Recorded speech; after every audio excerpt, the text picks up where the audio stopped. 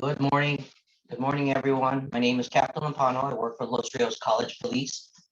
So for today, I will be providing a safety presentation based on the training and experiences that we've received here, and also feedback from people that have received it before. Uh, if you have questions during the training, I suggest that you either write it down on a piece of paper or you can hold until the very end and you can start asking me the questions at that point. That way we don't lose track of time and we can continue on with the presentation as it goes. But if it's really an emergency that you have to ask me that question and you need an immediate answer, put your hand up. I don't know how you use that here as a feature. I believe one of these controls on the top would allow you to raise your hand and I will respond to you as best as I can. I am the only person here today, so I will be monitoring not only my presentation, but also the people on the chat. So if anything, just put something on the chat, and if I can, I will answer it. But if not, I'll wait until the very end to answer it. So let's begin. Again, my name is Captain Lampano. I work for Los Rios College Police. I've been with the district for about 19 years now, close to 20. I started off at Sacramento City College as a part-time dispatcher and campus patrol officer.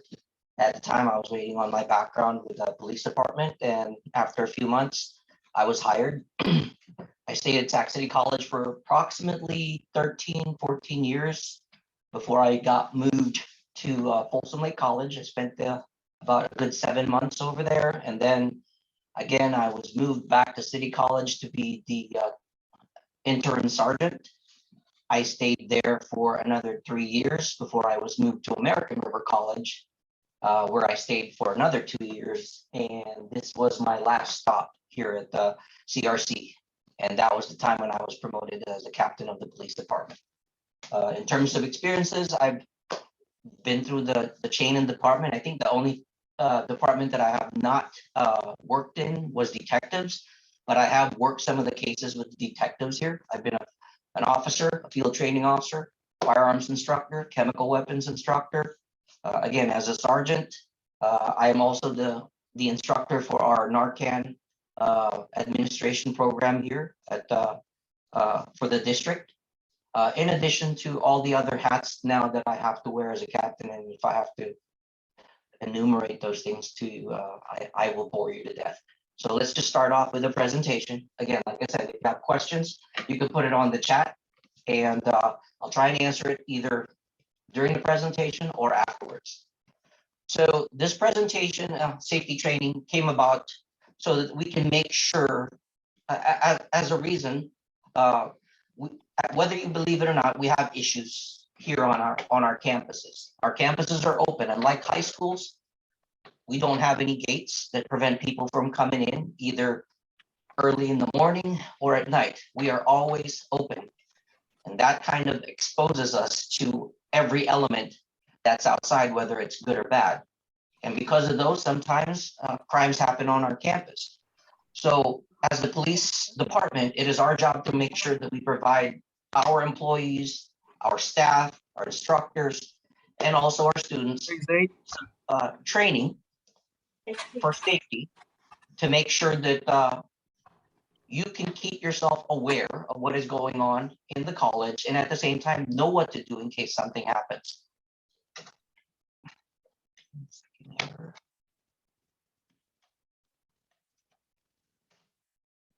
So our training agenda today covers 4 topics. The first one being active shooter survival. The second one on evacuation procedures. The third on Rig Guardian, which is a system that we currently use for safety, or an application that we have for free that we use for our students and our staff to be safe on campus. And the last thing is just an update on the camera project. For the folks that have been here for a while, I presented this several years back before COVID, and I don't know if everybody in here attended that. If you did, many of it will be very familiar, but at the same time, I will try to bring it home and more realistic on our end. And if you haven't, like I said earlier, if you have questions, we can talk about it in the very end. So our active shooter survival, we start off when we started off before, we talked about how many of you have traveled by air within the last 2 years. With COVID, we didn't really have a lot of things, but the topic that we're really interested in here is understanding that yes, when we travel by air, it's statistically safe. Ever since 9/11, a lot of programs and safety implementations have been made for the airline to make it more statistically safe. However, that is safety for the airlines. It's not safety for you. You have to understand that you have a responsibility when things like this is happening, because you have to, at some point, if you have to respond, you have to keep yourself safe or you have to act. And that's what's called situational awareness. And as part of this traveling by air, a question always poses to our head, or we pose a question to everybody that's traveling, that if you are traveling, when you sit down on the seat in the airline that you're in, do you pay attention to where you are in comparison to, or in location to where the windows are or where the emergency exits are? Do you ever think that way? By thinking that way, or at least giving everybody this idea, we are trying to encourage everyone to start thinking about their situational awareness. You will never know what will happen. We always want to think that everything is safe, but in an emergency, in this situational awareness, as you enter the aircraft, are you paying attention to where the doors are? How close are you to those doors in case an emergency happens? If something does happen, are you going to open that door, or are you going to wait for the flight attendant to do that? That's part of that situational awareness thinking. But that's starting it off with having to fly on a plane. We understand that it's been a few years, so maybe not very many people have done this. So we bring it back a little bit closer. Now let's talk about normal things that you do on a daily basis or a weekly basis. Like, for example, in your office, when you sit down, do you know where the emergency exits are? What about a movie theater? What about a conference room, a hotel, or restaurant? When you're entering these facilities or these areas, do you ever think about how close am I to a door? In case something happens in here, how quickly can I get out of this place? Are there any other options in addition to having to exit one door? Is there another door option that I can use? Those are the things that you have to think about to start off with situational awareness. That's where we start off. That is our point of start. Now let's go back into a little bit closer to us, our classrooms, our offices here.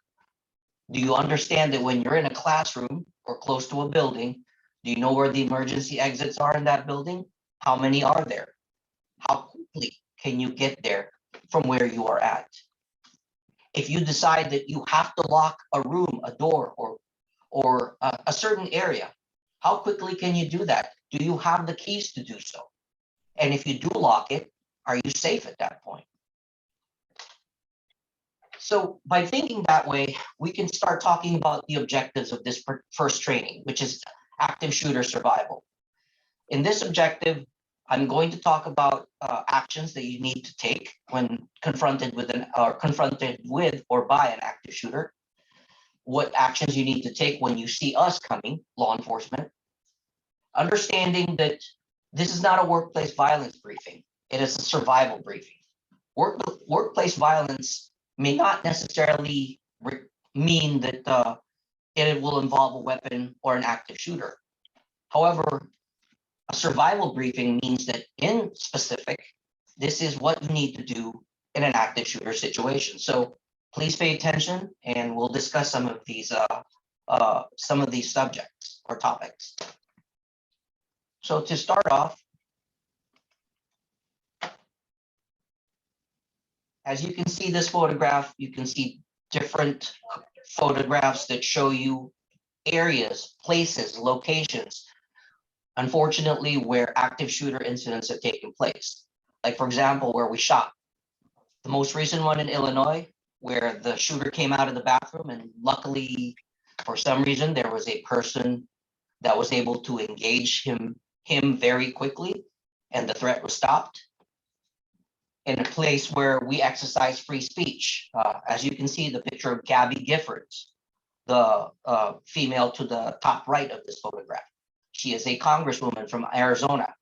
During one of her rallies, she was struck by a person with a firearm.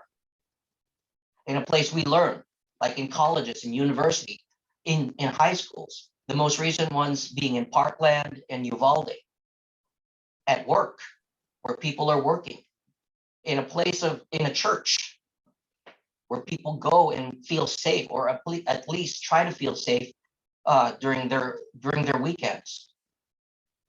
And then the last thing is in a place of entertainment. If you remember several years back in Las Vegas, where there was a concert taking place and there was a shooter or a sniper from a hotel across the street. So what we're telling you in here is that active shooter incidents take place in areas where you would not think, that you would typically think is safe. But unfortunately, we have to be prepared. We have to have that situational awareness mindset.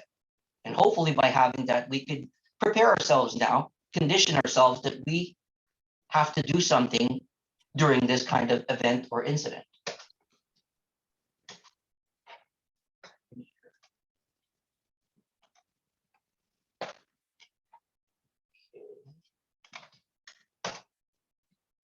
So in active shooter incident, oh, 1 second here, let me backspace that. In active shooter incidents, these are the things that we currently know. They're happening more frequently. This is a result of typically anger, revenge, ideology, untreated mental illness. For some of these active shooters, they're after notoriety. They want to be famous. They want to be remembered. They want to be infamous. Actually, not famous, infamous. They want to be that person that people will remember, caused havoc and fear on people. Since 2000, there have been 15 active shooter incidents on college campuses throughout the United States. And from 2000 to 2018, and there's more now, there have been a total of 31 active shooter incidents alone in California. And there's more now. I think the most recent one here in Sacramento. More things that we know about active shooter situations, that they're unpredictable. They evolve very quickly. And they continue until stopped by law enforcement, suicide, or intervention. 56% of these situations, or active shooter situations, end before the police even arrive. Give me 1 second.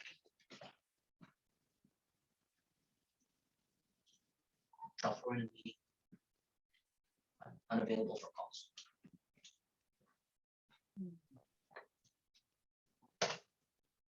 So now, typically as a discussion, if this was a group that we, or a presentation that we held live in front of everybody, but since we're on Zoom, just think about this for a second. What actions should you take to keep yourself safe in an active shooter situation?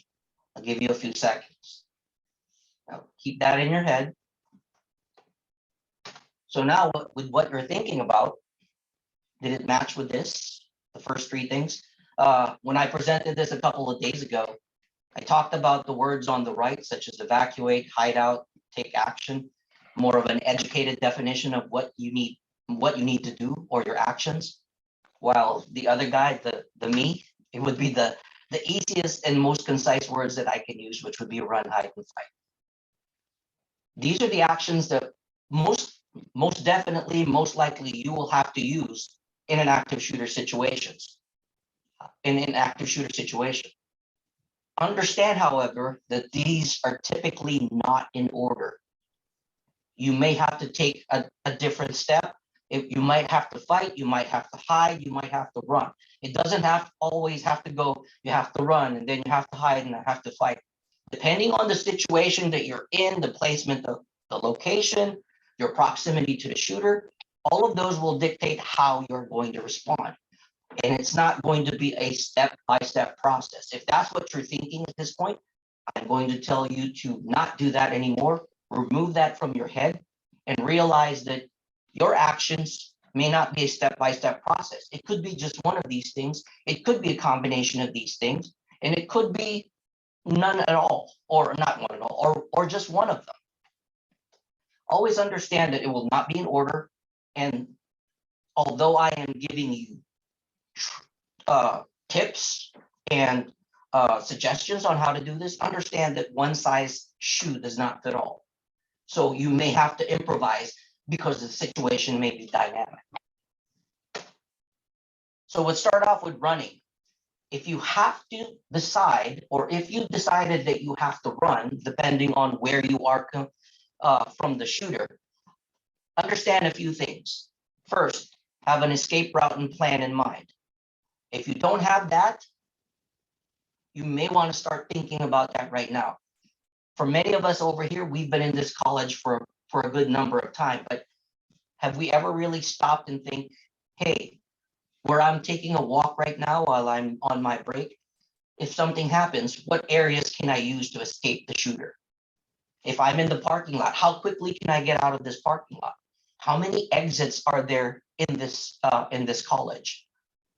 You know, what streets can I use to exit out of here quickly in case there's a shooter? That's one of the, having that escape route in mind. In an active shooter situation, as I told everybody, typically I would tell you to leave all your belongings behind. If you have the time and the ability, make sure you have your phone with you. And that should be the only thing that you should have. Forget about your laptop, forget about your wallet. The only important thing that you should have in your hand or in your pocket should be your cell phone, because you might need that later on in case you need to call us, the police, or you need to contact a family member because you need to let them know that you are safe. Another one that you might need to consider is that if you can help others escape if possible, but it's no guarantee that people will listen to you. And there's nothing illegal or something that you can be sued in the future if they decide that they want to stay, and you told them that that it's not safe in the area that they're trying to go to. And then another factor to consider would be to evacuate whether other people want to do or not. You have to be responsible for yourself and yourself alone. The only other person, and we discussed this a few days ago, the only other people that you should be responsible for, or you are responsible for, is if you have students that are under 18 years old. Because those subjects are still considered juvenile. They're not adults yet. So they will look to you for guidance. So these are the people that you should be convincing to go with you in case you have to run. And last, not last, but at least in this page, if you can, warn people not to go to the area where the active shooter is, or where you heard the sounds of shooting are. You can warn them, prevent them from going. You can't force them to do whatever they want to do, but you can. The least that you should be doing is warning and preventing them from entering the area.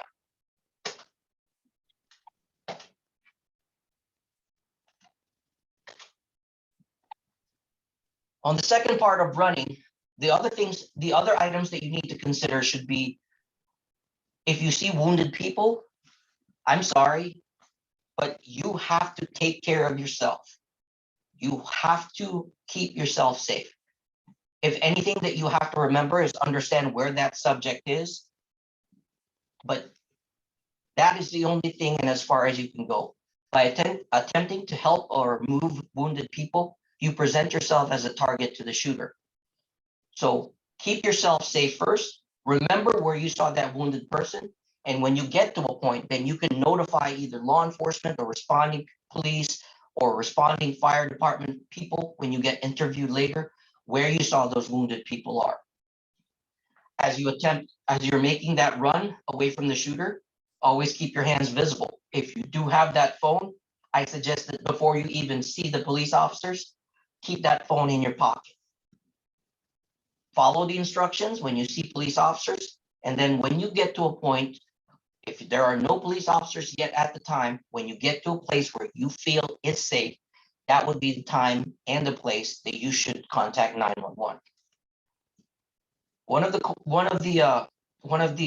boxes in here, or not the chat lines in here, it says here, why do police need to see your hands? Officers always want to see people's hands because hands are where we find weapons. If we know that your hands are empty, it's easier for us to determine that you are safe and to be able to guide you where the place of safety is. We don't want to, if there is something in your hand, we don't want to confuse that as a weapon, nor do we want to confuse you as the shooter. So we want to make sure that your hands are safe at all times.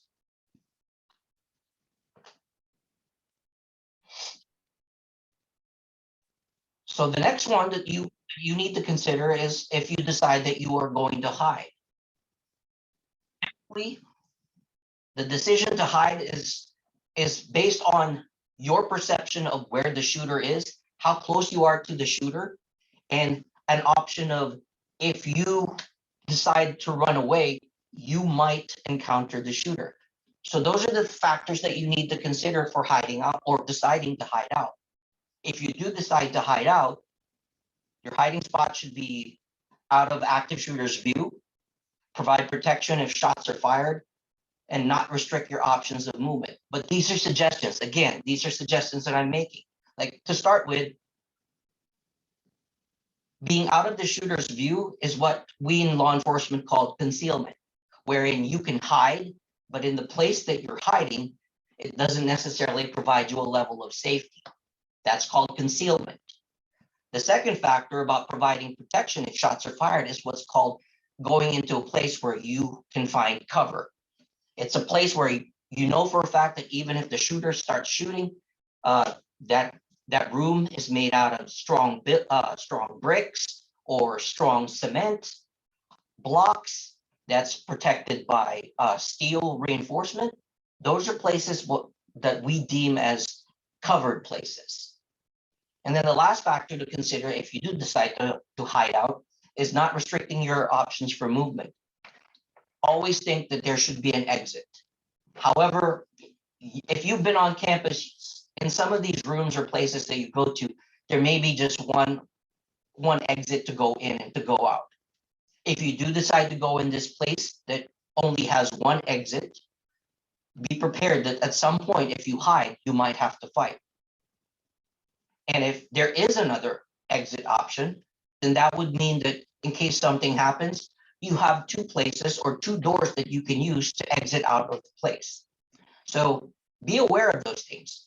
As you get to a place where you're trying to hide, you select that room. As soon as you get into that room, lock that door. Think about, okay, is there's an alternative exit in case the shooter is in the front, I could exit out of the back. If I am in this room and there is no second door, how can I barricade the door to prevent the shooter from coming in? And what kind of weapons can I have in here? Those are the things to consider when you're hiding out. And while you're hiding out, as I said earlier, as you get into that room, lock the door. If there are desks in that room, hide behind that large desk. That large desk might afford you some level of protection. If you have your phone, make sure you silence your phone, you dim the lights. I talked about it before. I still haven't removed the pager. That was back in the days. We don't use pagers anymore. But the least that you can do with your cell phone is to silence the volume of the ring and then dim the lights in case you have to use it. And if you are with a group of people, remain quiet. You don't want to alert the shooter that you are in that room. And so now the shooter is going to make a decision to get into that room and cause more havoc. At some point, as you're hiding, you may need to contact the police department. These are the items that you need to understand, you need to provide us, or at least have an idea of what you need to find, what you need to tell us. For example, location of shooters, number of shooters, the physical descriptor of the shooter or shooters that are involved, the type of weapons. We don't want you to be specific. All we have to know is it a small gun or a long gun? And then the last thing is the number of potential victims. Understand that these information that you provide are crucial. We need to know this because we tailor our response based off of this. We need to know where that person is, how many people we have to deal with. Are we dealing with a heavily armed subject as compared to a lightly armed subject? Are there victims in the area that we may need to walk over? So those are the things that we need to know offhand as we're responding to the call. And then the last action that you can do is fight. If you decide to fight, the three elements that you have to consider is to act as aggressively as possible. Again, we talked about this earlier. If you're in that room and you decide that you have to fight because the person is trying to get in, find weapons you can find there. I've repeated this over and over. Anything that's hard that you can use to either bludgeon, throw, hit, strike a person with. Anything that you can find in that room. And another factor to consider is yelling. The example that I gave some of the folks the other day when I made this presentation is by yelling, you project that there are more people in that room than there is. That movie that we talked about in that presentation was 300. When they were yelling, there were 300 soldiers, but it sounded like there were thousands of them. And that yelling, as you're committing yourself to fight, is a demoralizing. It's a demoralizing action or a demoralizing fear towards the shooter. So yelling also helps. And then if you decide to fight, don't go halfway. Commit to all your actions. Go all out. And release all your anger at that person. By doing so, that would almost guarantee that you can incapacitate that subject. One of the questions that we talked about before, and that I would reiterate again, is what would you do? By looking around where you are in your office, in your room, consider what you would do in an active shooter situation. Think about what would be better for you. Would you be better hiding? Would you be better running, or would you be better off fighting? And then we also ask the question of who determines and what determines if you're going to either run, hide, or fight. Our answer to that is plain and simple: proximity, reality. If the person is close to you, you might not have that chance and opportunity to run away or even hide. If it's far from you, then you will have the ability to hide and to run away. So the proximity, your proximity to that shooter will make that, will dictate what actions you will take. But just understand how close you are, just to make it simple, how close you are will determine whether you have to run, hide, or fight. So now let's talk about what happens when we get there, the cops. Lately, unfortunately, with what happened in Uvalde, it shows a bad light of responding officers that are doing it. Not only on the officers, but also the leadership of law enforcement agencies. What I'm here to tell you is my job here as a police officer here on campus, the only one at this time. My action is to stop that threat, to eliminate that threat immediately as possible, without having to wait for decisions on something. If that person is causing immediate damage, harm, injury, and death to people, my job is not to wait. My job is to stop him from doing that in any way possible. So on your part, I have an expectation. And these expectations, before I even discuss that, we start off with, this is my role: stop the shooter, go to the area where that person is. And my first priority, number one priority, is to eliminate that threat. As this is happening, there are additional officers and rescue teams that might come in. They might not look the same as me. They might be wearing different uniforms. They may be armed with different types of weapons. They may be shouting commands. They might be pushing people to the ground to make sure that they are safe, they stay on the ground, they don't become targets of the shooter. You, on the other hand, my expectation or our expectation is for you to not really remain calm. This is not a good thing to say during a stressful situation, but to compose yourselves. You have to compose yourself even in this stressful situation, because you can think better by composing yourself. If you're in a stressful situation, it's harder to think, especially when everything is dynamic. So by composing yourself, breathe, take a deep breath, maybe one, two, or three. It's much easier for you to react or act as you are trying to get away from the suspect. If you have other items other than your phone, you should put it down. If you have a phone, your phone should be in your pocket. If you are coming towards us and we're going towards you, we should be seeing empty hands, fingers spread, so we know for a fact that you do not have any weapons, that we do not confuse you with the suspect. When you're doing movements, if we tell you to do something, do it slowly. Don't do too quick. We don't want to confuse your actions as trying to remove a weapon from your person. As much as we say it, and this is most likely going to happen, there's going to be a lot of screaming, yelling, and and it will happen.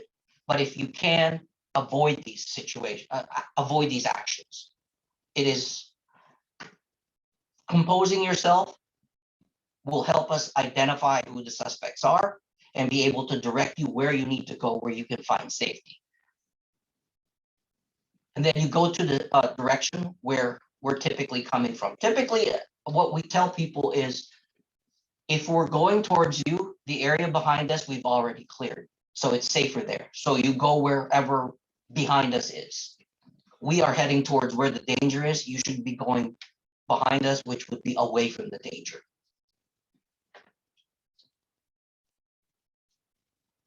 And what is that away from that location? That is a place what we deem as a safe location. Excuse me one second.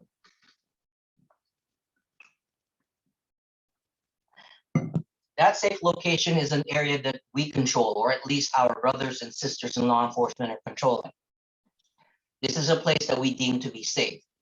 In this situation or in this place, we exert full control over. When you get there, as you can see in this photo, you might be searched. Please do not be offended. Our job is to make sure and to continue to make sure that the safe area or safe location is safe. And we can't do that without having to search people that are coming into that safe location, because we don't want that safe location, which is a target-rich environment, to bear more casualties. So we will search you, and at the same time, also be patient, because we will ask you a lot of questions, because you might have information that our officers on the ground do not have. So please be patient with us. In this safe area, you will be searched and you will be questioned. We would appreciate any kind of assistance that you can provide.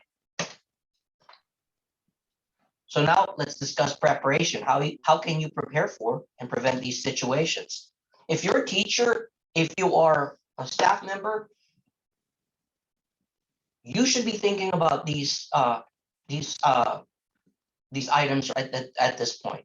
For example, in your office, in your room, is that room or that office secured or easily secured? In case there's an emergency, how quickly can you get to the door and lock that door?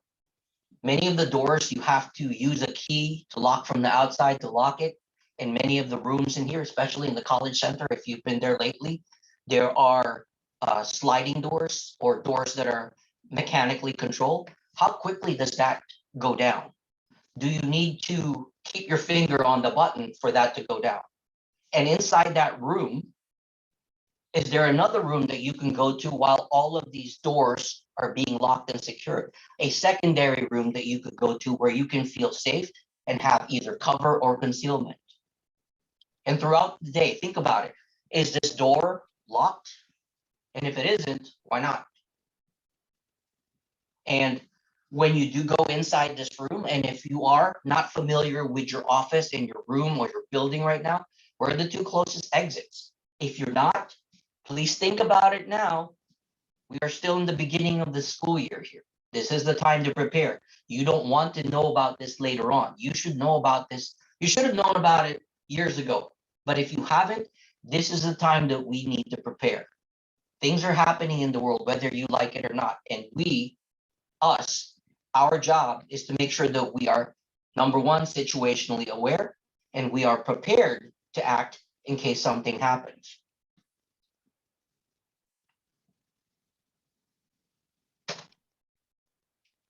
In these rooms that that you go into, as we talked about, is there another room in that room that is more secure?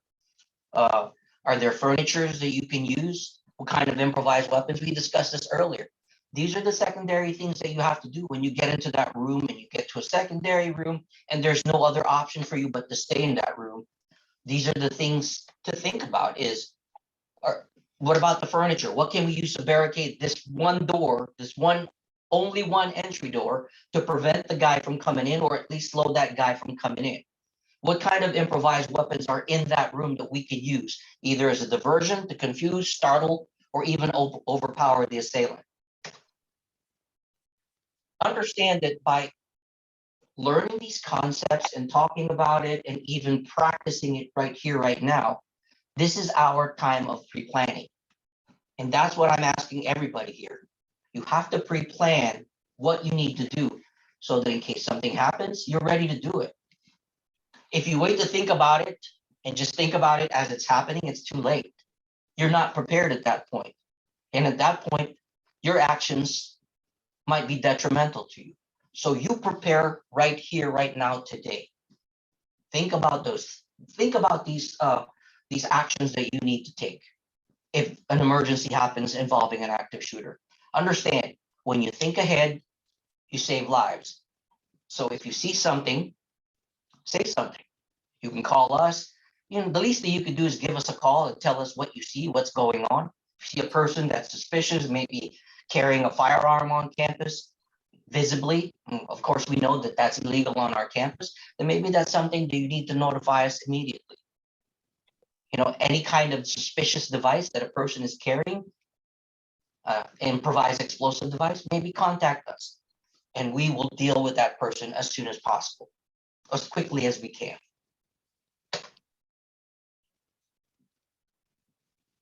So let's watch this video for a few minutes. Just another day at the office. But occasionally, life feels more like an action than reality.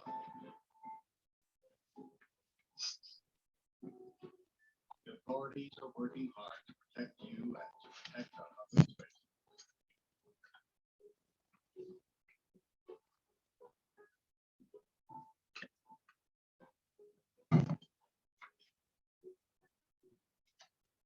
Okay, before I continue, if you easily get,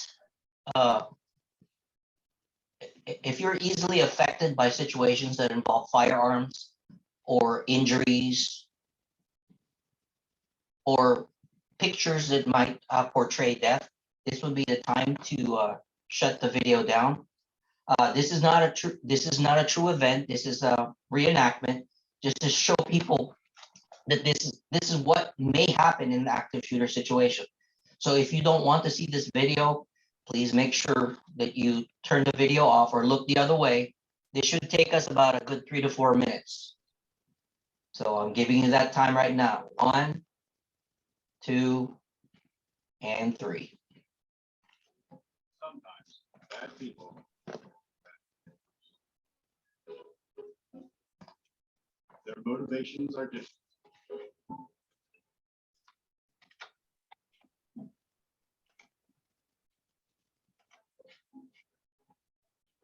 The warning signs may vary, but the devastating effects are the same. And unfortunately, you need to be prepared for the worst.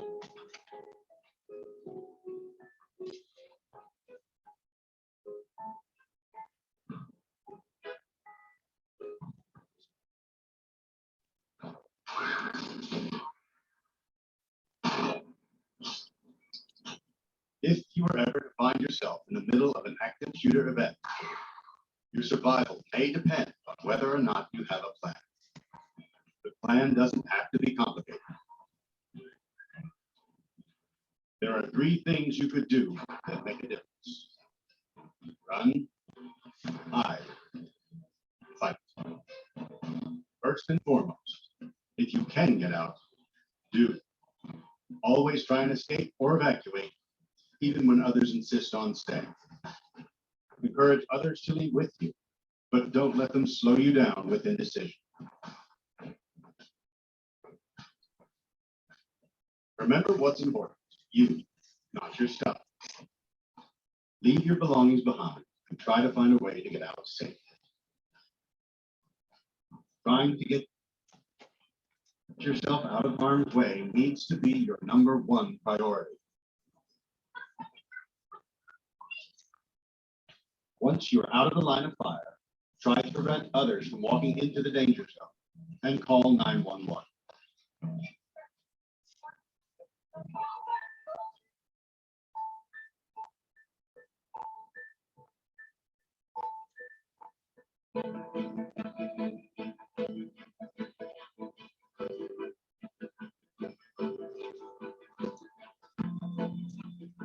If you can't get out safely, you need to find a place to hide.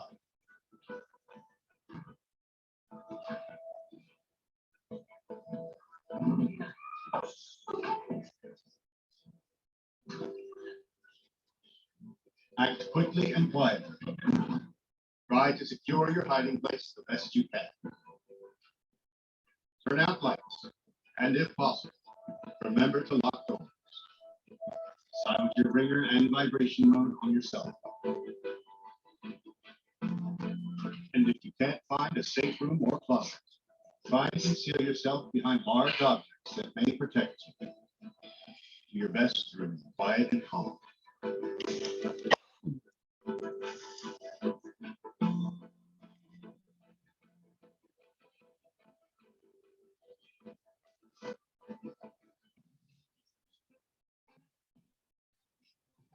As a last resort, if your life is at risk, whether you are alone or working together as a group, fight, act with aggression, improvise weapons, disarm, and commit to taking the shooter down, no matter what.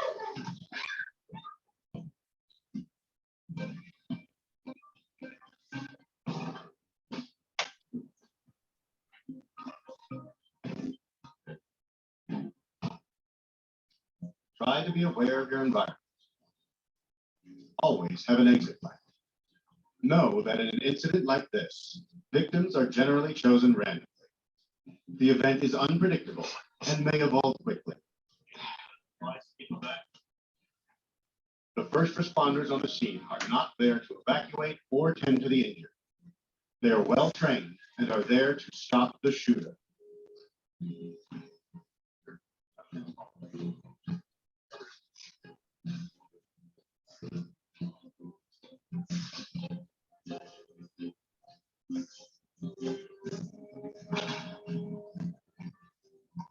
Your actions can make a difference for your safety and survival. Be aware and be prepared. And if you find yourself facing an active shooter, there are 3 key things you need to remember to survive. Run, hide, fight.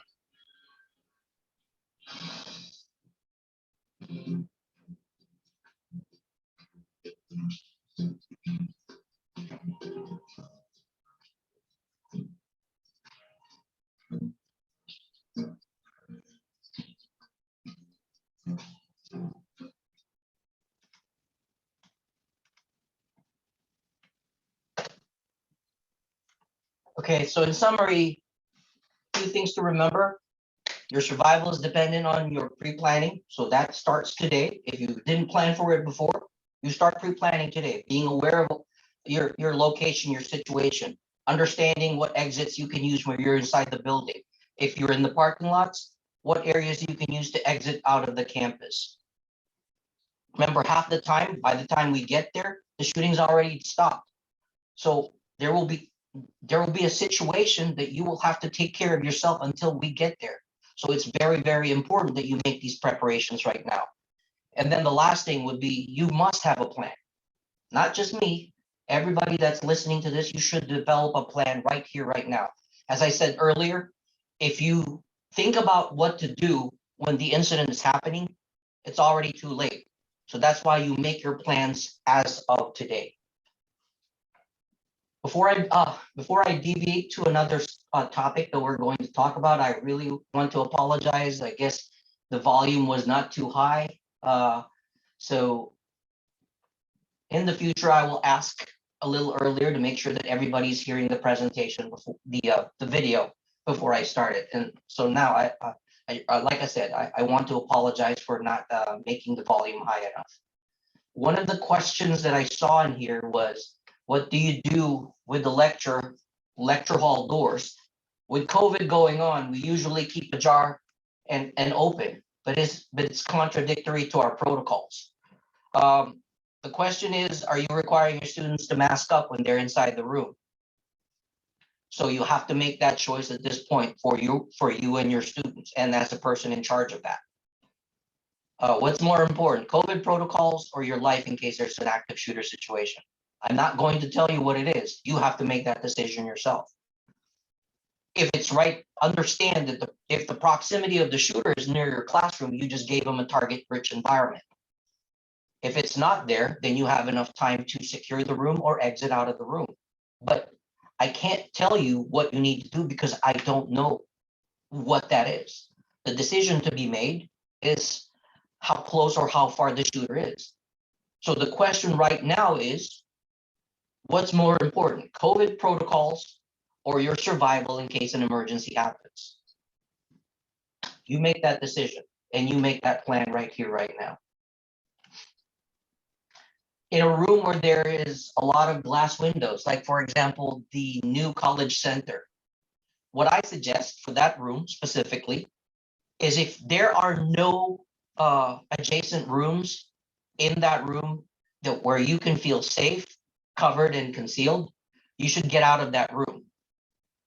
And again, with having to reemphasize the run, hide, and fight, depending on the proximity of the person, the shooter, that proximity will help you dictate or will help you decide whether you have to run, hide, or fight. If you don't have a choice, then you will have to fight in that room. If you have time to be able to run, know it now, be prepared now, think about it now. Are there other rooms in that glass room that you could go to, lock and secure, turn the lights off, and feel safe? If there isn't, where's the closest adjacent room in that building that you could go to and lock yourselves in? Think about it now and think about it today. And again, by thinking today, that's pre-planning. That's a good thing for you. You get prepared, you get situationally aware. So that's what you need to do after this presentation today. Here. Okay, let's slow down a little bit and let's just talk about evacuation procedures.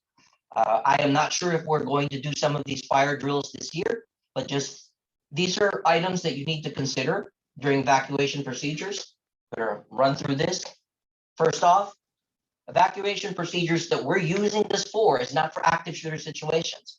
These are for fire alarms, natural disasters, things that you receive an alert system, gas leak, water damage, or water, overspilling in your building. And typically with this, the response involves all the occupants of that building, that room, and you are required to quickly and quietly evacuate. Be cool, calm, and collected at this point. In these evacuation procedures, it is the job of the dean. If there's a dean here, if there's a supervisor here, if there's a manager here, it's their job to inform you what the procedures and precautions are on how to evacuate. If not, when we end this presentation today, make sure that you contact your dean and ask them what we need to do, what's expected of us. If you're a regular employee like me, you're responsible for knowing where your primary and secondary evacuation routes are from your office, your classroom, your building in this campus. Again, this is with situational awareness. How can you get out of this building? This is very similar to active shooter situations. If you have to evacuate, you got to understand where these primary and secondary exits are from your building, your room, your classroom, your campus. You have to know that and be prepared by thinking of it right now. In evacuation procedures, faculty members and supervisors will take the lead in evacuating their students, employees, during the drills or actual emergencies. As a teacher, as an instructor, if you are the permanent person and you are working with temp classified and student employees in your office, and you are the ranking person there, you may be taking the lead in this situation. So prepare yourself. Be prepared now. Start thinking about it today. So in evacuation procedures, as preparation for emergency, when you have classes, or even just during your meetings, before we start the semester, talk about the primary and alternate exits. Talk about not using only the stairs if in your multi-level buildings. Do not use the elevators. Those are hazardous, especially in evacuation, because you might get stuck in it. Those are the items that you need to think about. Another thing would be to evacuate quickly and take only essential belongings. Understand that this one is very different from an active shooter situation. Typically, if you have to evacuate, you may need to tell people, hey, gather up your stuff. If you're in a classroom, this is something that you could tell people to do because you might not be coming back to that room. And you don't want the items that are left there to be stolen or taken. If you are in a building, in an office where only a few people are allowed to access, that's not accessible for students, then you can just lock the doors. And the only thing you should be taking with you would be your wallet and your phone. And by doing so, you can notify people in case you need to call that you are safe. And in case you have to get something to eat because the fire evacuation is taking a little bit longer, or purchase something, then you have your what's necessary for you. If you are the person in charge, make sure that you instruct students and the people that you are in charge of to walk, not run as they evacuate. You don't want to cause panic. Do it in an orderly fashion. The only exemption in that is if it's a heavy fire and we don't have a choice in that, we have to run. But for the most part, if it's a regular evacuation, take your time, be quiet and calm, lead them to where they need to go, or assign them where they need to go. Once you get out of that office or that classroom, what we are asking, and it's not a requirement, what we are asking is that you turn the lights off. For us, that means that you cleared that area, nobody else is there. If you have to assemble, you have to assemble at least 150 feet away from the building. I was asked by one of the deans before, where's that specific place? There is no specificity because you'll never know where you need to go to be evacuated, because that evacuation point that you might be thinking is probably being used by the fire department. You have to be cognizant, you have to be aware of your area and location, and you have to pay attention to the things around you to make that decision where you need to take the people that you're leading. Typically, it's at least 150 feet away from the building, in a place where it's not close to, if you have to assemble somewhere, a place that's not close to the fire lanes, the fire hydrants, doors or streets, and areas that can impede the access of people like me or the fire department. And then when you get to the location that you are all assembling with your coworkers, with your people, you let us know if there's people that refuse to evacuate. Let us know where their last known location is, so that when we're doing the sweep, as you have all evacuated, we can determine if that person is still inside the room and order that person to evacuate. What we ask, it's not a requirement, is that evacuees remain together and await further instructions. But you can't stop people from getting out of there if they want to. Your main job is just to be able to lead them out of that danger zone. And as soon as they get out of that danger zone, at least get a mental picture of who's there, who went with you, and that's it. That's as far as you go. You can't hold them there. They're all adults. The only other people that you were in charge of are if you have underage or juvenile workers or juvenile students. Those are the only exemptions that you have to take charge of if you are the leader of that group. In the evacuation procedures, don't re-enter the building until we direct you to do so. And us, or we, refers to the fire department, LRPD, or college officials. So we are Simon, and unless Simon says, you don't go in, you stay outside. There's going to be a point as we're doing this evacuation or clearing the buildings where the fire alarm is reset. That doesn't mean re-enter the evacuated buildings. Remember, if Simon didn't say, don't go in the building. We will tell you when it's safe to re-enter the building. So now let's talk about what you need to do for people that have impairments or disabilities. Let's just kind of go through them a little quickly. For a person that's visually impaired, typically they don't know what's going on. They won't see anything. So at this point, if I was the leader, I would assign a person to direct that person to grab onto their arm and basically lead them out of the location. Or if you want, you can tell that person, because they can hear, you can tell them what is going on, that they need to hold on to you, and you can take them out of the building. As you're walking them out, make sure that you let them know when there are obstacles. You don't rush, take your time to be able to get out so you're not tripping or injuring that person that's visually impaired. When you get to that safety area, let that person know that we are here, we are safe. If you need any further help, let me know. You're not in charge of that person. At that point, that person can do whatever they want to do. Your main job is done after you have gotten to the safe area. If you want to, you can assign another employee or another coworker to work with that person until this fire procedures end, so that if they need to go back to the building, that person that you assign will assist that sight impaired subject. For the hearing impaired, of course, they won't hear what's going on.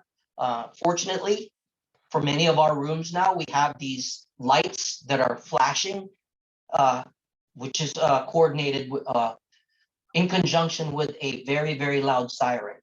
So that flashing light notifies them that there is a fire alarm. So basically, for somebody who's hearing impaired, I would just show where the lights are, and then I would write on a piece of paper that this is a fire evacuation. Please grab onto me or follow me.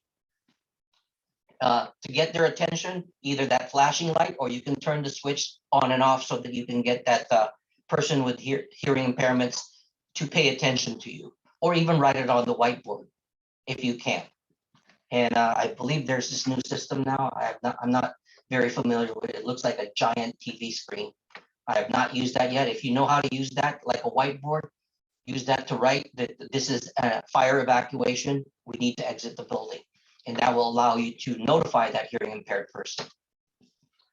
For people that are using assisted equipment, you can either allow them to continue doing that, or you can assign two people to do what's called a two-person carry, as shown in here. Two arms together, and then placing one on the lower area of the person, and then on the other side on the top portion of the person. And you can assist that person with crutches to get out and evacuate as quickly as possible. Another method you can use is using the chair, just grabbing one from the bottom on the front and then on the top of the back. And you could allow, you would be able to transport somebody by using that chair. For people that are non-ambulatory, these are the ones with the heavier scooters. You may want to consult with that person whether it's safe to remove them from the wheelchair or the scooter. There are a number of people that's necessary for that. Depending on where you are here at CRC, we have what's called a machine that will allow you to get or traverse from the second or third floor to the first floor. However, we only have one of those machines. That's located in the LRC, the mechanical room. For certain people, you can use that if they have scooters or those heavy electric scooters that people are using. That's the only time that you should be using that. For people with bent extremities, did you make any be cognizant changes of with those. the Don't just act. limiting reactant stoichiometry, Don't the one just that you act designed? and do it, that because sometimes experiment? if you just decide to move them, Something you about might cause theoretical more yield? pain. You might mess up a catheter bag or leg bag, spasticity, braces, and so on. Okay, so If they have I am reviewing wheelchairs, it because I the think easiest this way is would one be of those to things that when you made the reaction, I seat already belt them in. finished limiting reaction, so I didn't get to do Hello, the one that you is gave anybody me. talking? And you mentioned something about adding something more. Like Vera needs to unmute herself. Hello, okay. thank you. Sorry about that. And then, okay, yeah, if you can see the procedures. Vera, There, we can all hear you. Yeah, sounds good. And then for the molar mass experiment, sorry, let me take a look, because I'm trying to see Reggie, Stephen just. Can you hear me okay? Can I talk over her? The Is host, right you now, can mute, so the now I'm host, gonna you can review. mute, you can Molar mute her. mass and stoichiometry, we're using the one from the worksheet, right? The host, you can mute her. Okay, got it. Thank you. We good? Can you hear me now? Yes. Yes, we can hear Okay. you. Sorry about that. Yes. So people with wheelchairs, if you have to use the wheelchair, make sure you belt that person in, and also understand that that wheelchair is very flimsy. Try not to lift that wheelchair. You might break it. They're not, they're good for transporting people in a quicker mode, but in terms of its sturdiness and durability, those things are questionable. So just the only thing that I would ask you to remember is if you have a person with a wheelchair, let them sit in that wheelchair. If you can ask them if they need assistance to be pushed, you can help do that or assign somebody to do it. And when you are doing that, make sure that they are belted in for additional safety. This is the device I was talking about. This is located on the second floor of the LRC building.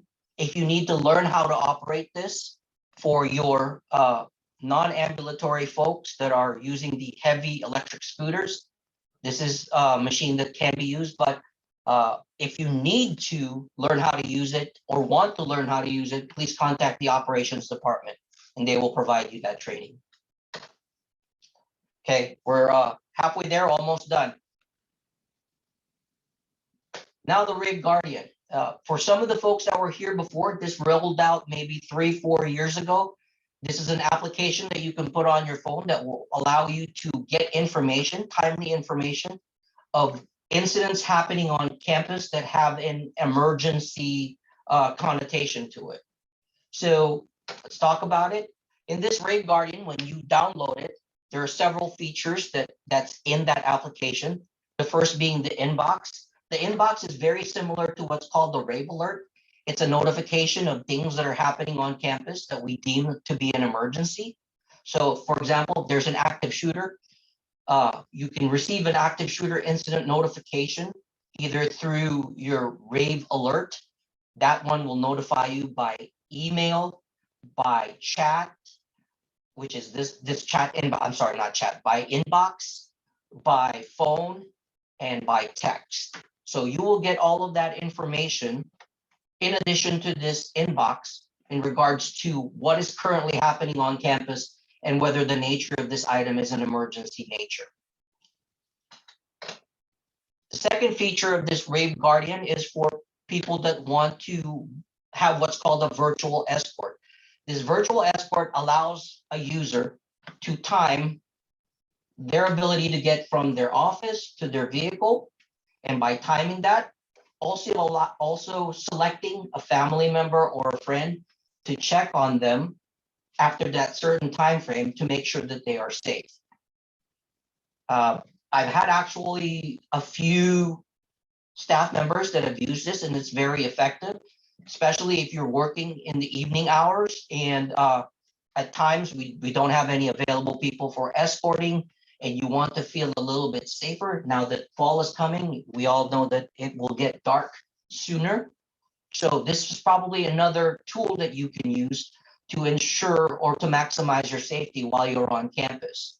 So the safety timer, you time how long it takes to get from your office to your car, and then you select what friend or family member you need to contact you after those, let's say 5, 10, 30 minutes, and they will be notified after 30 minutes and they will need to call you, to check on you to see if you're okay, that you got to your vehicle and you're on the way home. The third feature in here is more of the reporting. If you don't want to give us a call and you just want to text a situation, you can use this box. And there's numerous subject titles in here, everything from active shooter, auto accident, noise disturbance, fighting, harassment, stalking, suspicious activity, suspicious person, and damage to property. When you are putting this, select the title that you need and give us as much information that you know of. And we will send our officers or our campus patrol to respond to those locations to check on the incident that you are reporting. When you do this 911 texting, you have the ability to go anonymous, so we don't have to call you back after we've done our checks. Or if you want us to contact you, just slide that button forward and it will provide us your name and your contact information so we can call you back after we have conducted our safety search or verify that the place is safe. The call police, this is going directly to contacting 911. I've actually used this feature before. I was in the city of Sacramento and somebody struck my vehicle from behind. And when that happened, I pressed this button. It notified the local 911 center, which is the city of Sacramento, and they were able to send a police officer or at least have their dispatcher give me a call to verify my status to see if I'm okay, if I need medical assistance, or if I needed a police officer to respond. So this one goes to local jurisdiction 911.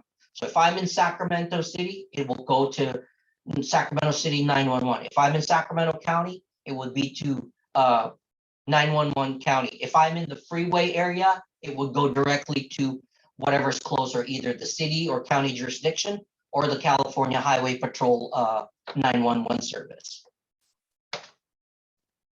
And then this is the call directory. These are the areas or the departments that you can contact if you have questions in regards to suicide prevention, even confidential advocates, health services, Title IX reporting, equity officers.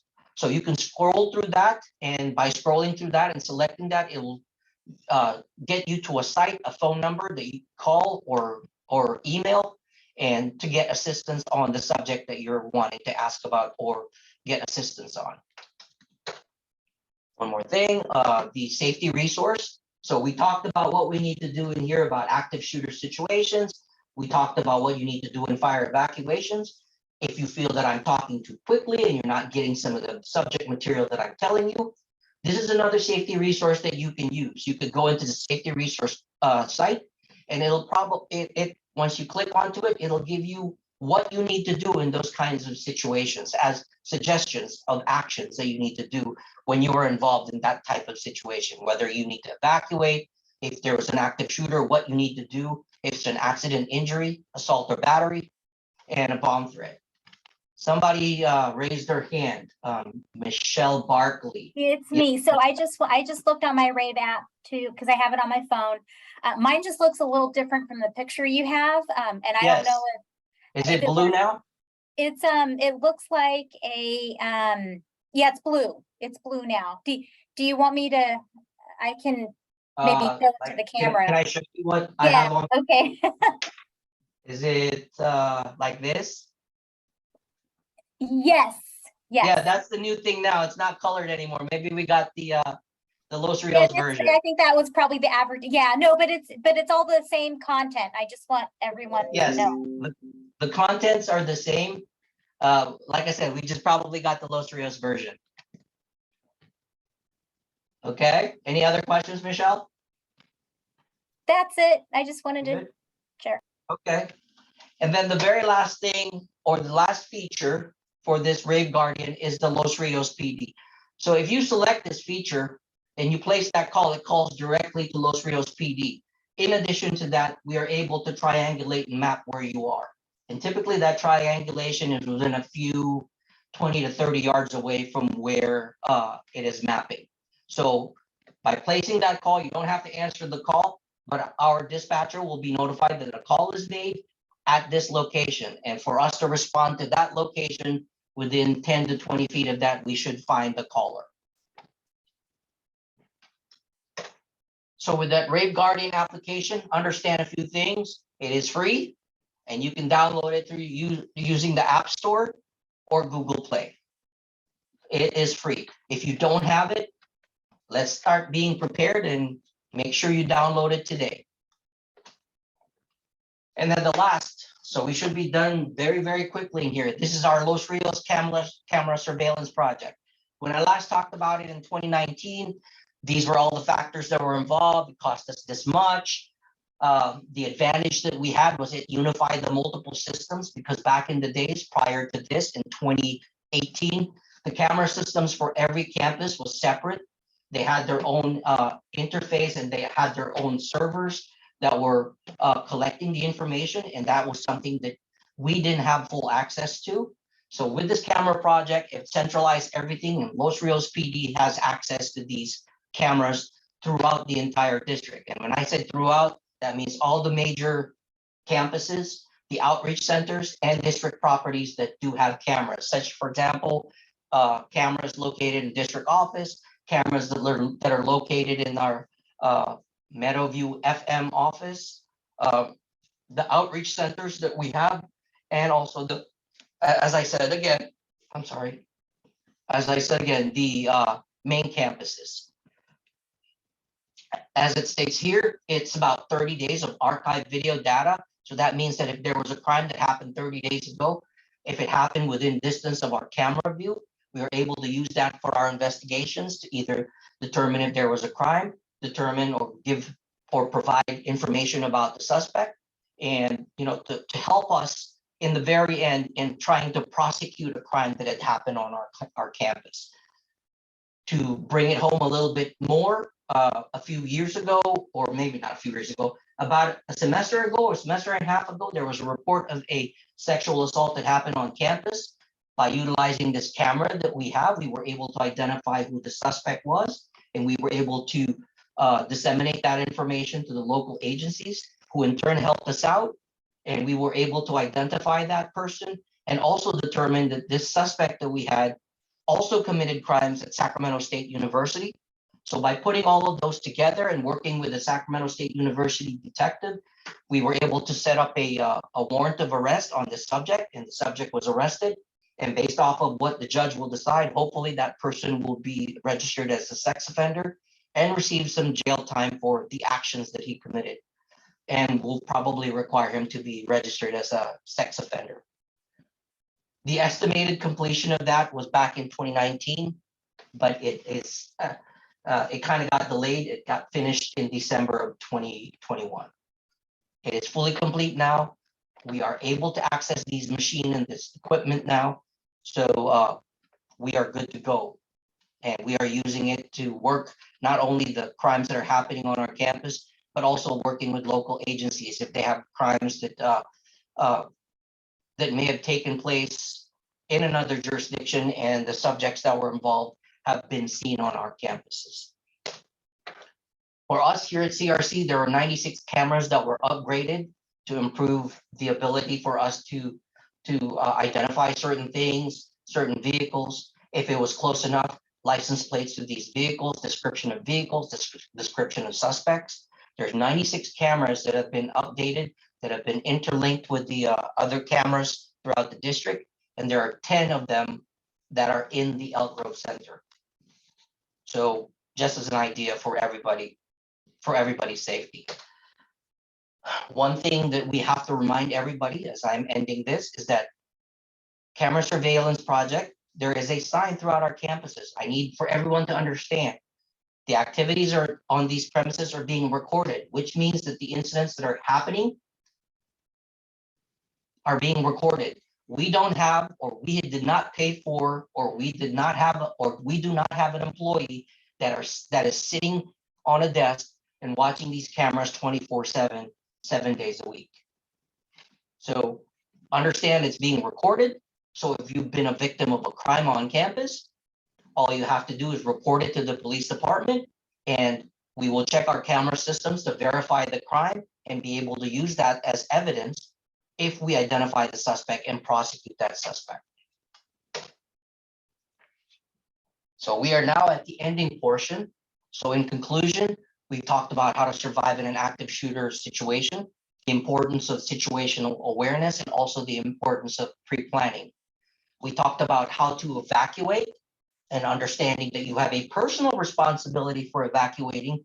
And if you are a supervisor, a faculty, a lead person that's there or the ranking full-time person, you have some responsibility of being able to guide everybody out. Last thing, the importance of the Grave Guardian project and it ends with the district camera project. So at this point is where I tell people or ask people, do you have any questions? You can raise your hand, put it on the chat box. And if not, let me know. You got 5 seconds. Is there anybody raising a hand? No one? Ferris Bueller? Okay. Thank you very much, everyone. Thank you for attending. Hopefully, I gave you as much tips as possible to do something or pre-plan now. If you have any questions, you see me walking around, ask me a question, hail me down, and I'll help you as best as I can. Again, thank you very much and have a good afternoon.